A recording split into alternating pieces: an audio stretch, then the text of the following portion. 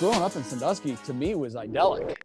I mean, it was it's a lake town, and you've got an amusement park right there. And so I don't know what more a young kid could ask for. It was fantastic. When the lake or the bay actually would freeze, we would play hockey out on the bay. All summer we were playing baseball somewhere around town.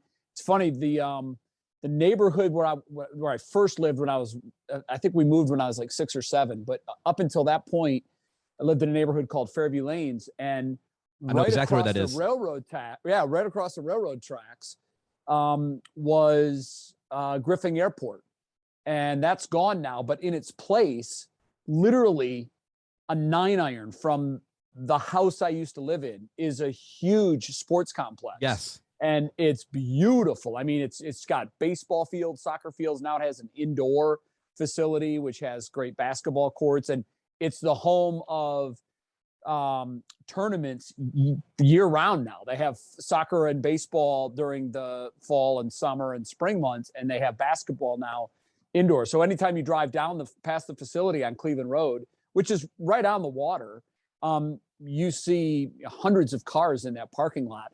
And to think, when I was growing up there as a huge baseball fan, we had a baseball park right across the street from my house, but it was just one field and we had to mow it ourselves, and it had a rusty backstop. And now literally a 9-iron from where I grew up the first 7 years of my life is this beautiful, like, if you build it, they will come sports complex.